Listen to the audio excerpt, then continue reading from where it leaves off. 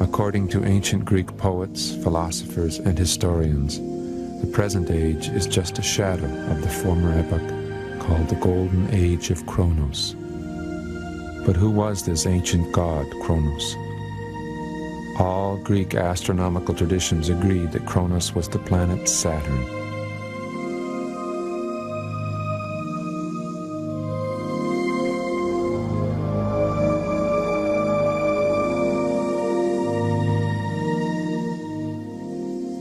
Our own name for the planets came from the Romans.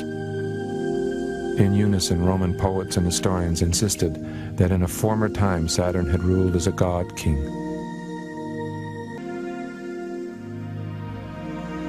It would be almost impossible to overstate the power of this memory among the different cultures.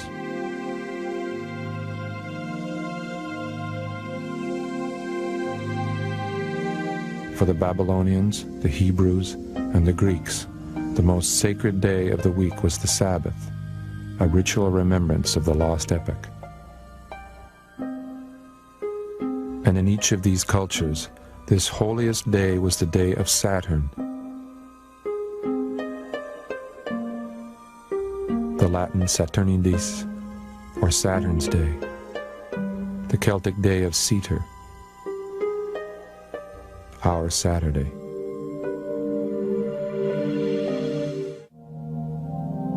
A worldwide tradition says that before a king ever ruled on earth, a prototype of kings arose in heaven, the universal monarch. The Aztec Quetzalcoatl,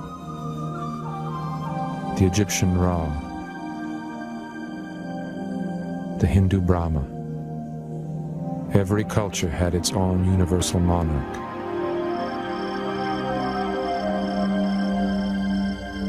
The ancient Greeks called their sun god Helios. We assume they were referring to the sun we know, but in the earliest Greek manuscripts, Helios was the name of the planet Saturn. And the Greeks were not alone. The Babylonian Shamash, always translated as sun, was identified as Saturn. So also the Egyptian Ra, the Hindu Surya, the Latin Sol.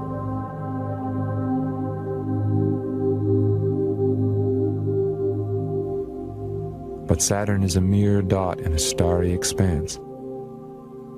What could have caused the first star worshippers to celebrate that minute speck as the sun?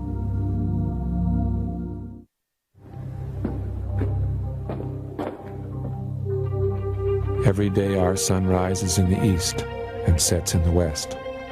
But the archaic sun god Saturn did not rise or set. It did not move. Egyptian texts say of the sun god Atum, or Ra, the great god lives fixed in the middle of the sky. Surprisingly, the Babylonians used almost exactly the same language to describe the sun god Shamash in the stationary center of heaven. To the Hindus, the sun god Surya occupied the place of supreme rest, the motionless sight. So too the Greek Helios and the Aztec Quetzalcoatl. In their earliest expressions, these figures occupy the stationary cosmic center. Ancient Iranian astronomers identified the pole as Saturn's home, and so did the Neoplatonists of Greece. Roman poets remembered Saturn as the steadfast star, and Chinese astronomers recalled that, in the beginning, Saturn was the arch premier at the celestial pole.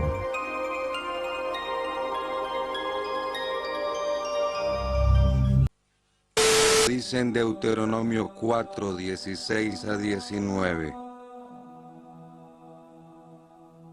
Para que no obren ruinosamente y realmente no se hagan una imagen tallada, la forma de símbolo alguno, la forma de símbolo alguno, la forma de símbolo alguno.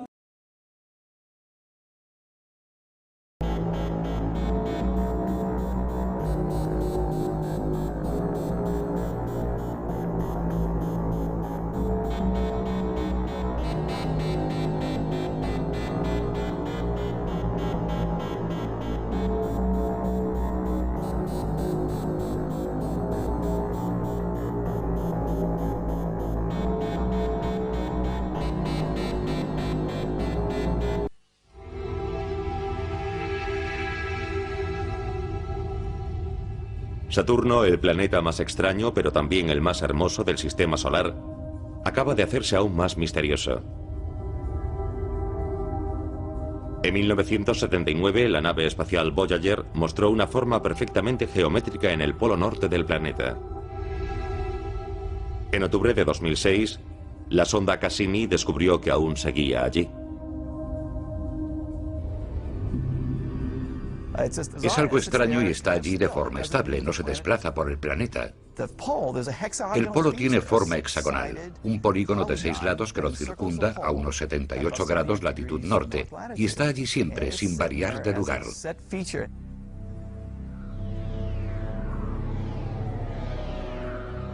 El hexágono es similar al vórtice polar de la Tierra, donde soplan vientos en círculo alrededor del polo.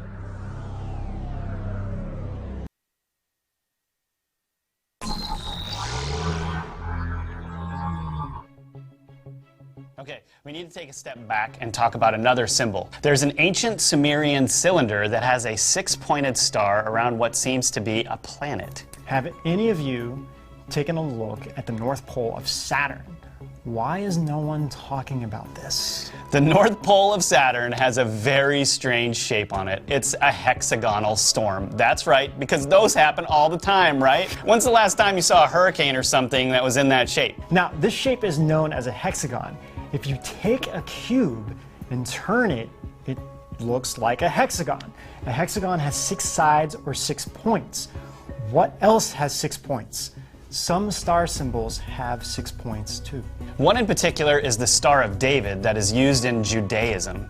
Did you know that this star wasn't associated with Judaism in ancient times? So where did it come from? Fritz Springmeier says in Bloodlines of the Illuminati, quote, the Seal of Solomon, the hexagram, was not considered a Jewish symbol before the Rothschilds began using it, end quote. He goes on to explain, quote, throughout the Middle Ages, the Seal of Solomon has been used by Arab magicians, Kabbalist magicians, Druid witches, and Satanists. One of the few ancient uses of the symbol was on the floor of a 1,200-year-old Muslim mosque found where Tel Aviv is today, unquote. This hexagram and the cube can be found in many strange places and in many strange rituals. Jewish people place these things called a tefillin on their heads for morning ritual, and there's also a cube ritual where they tie them on to their left arm. But these black cubes can be found all around the world, in Hamburg, Santa Ana, New York, and Denmark.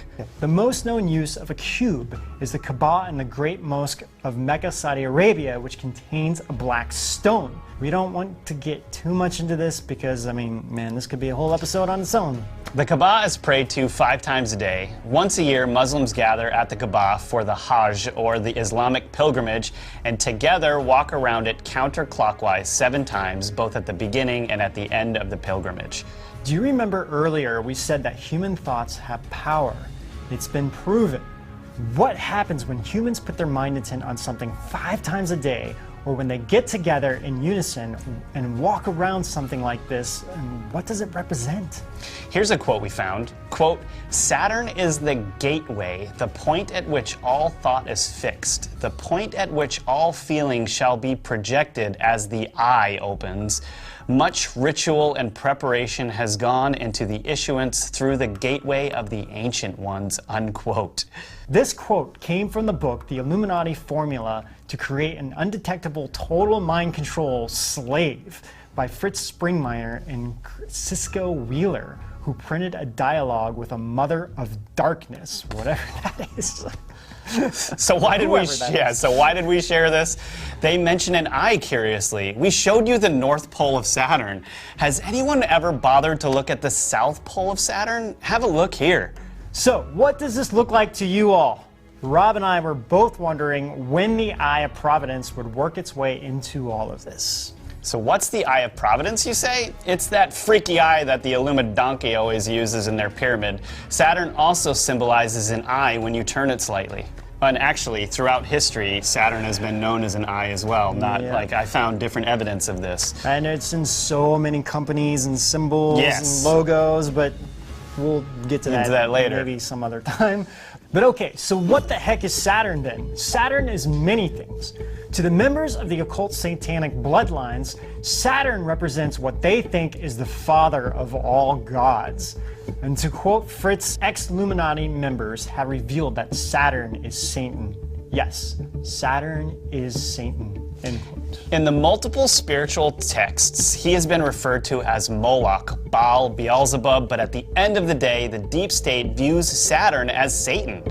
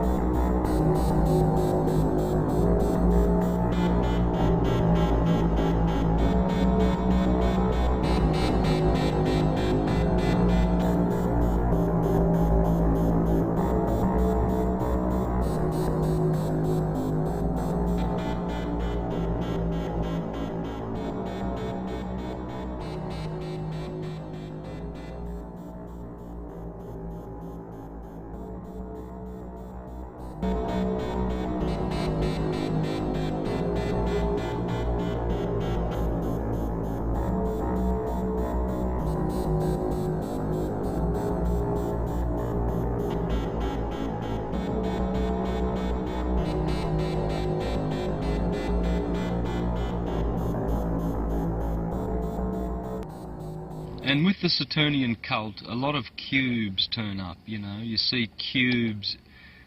For instance, the Muslims, the Islamists go to Kaaba for the Kaaba. You see, and they go anti-clockwise around Saturn, just like the rings of Saturn. You see, they're just basically Saturn is the Kaaba, the black Kaaba. And the Jews also wear the little black box on their foreheads and everything. That's the same thing.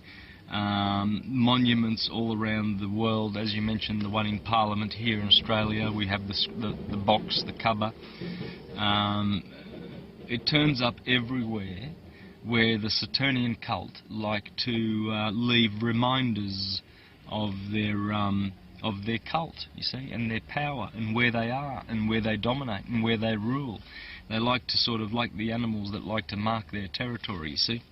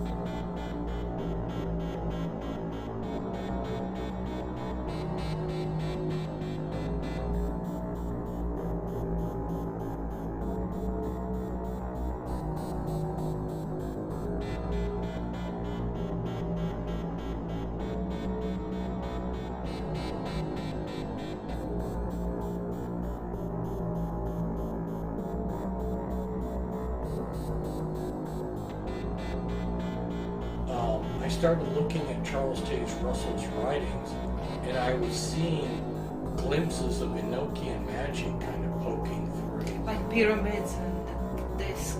Well, no. The power of Enochian magic is the watchtower.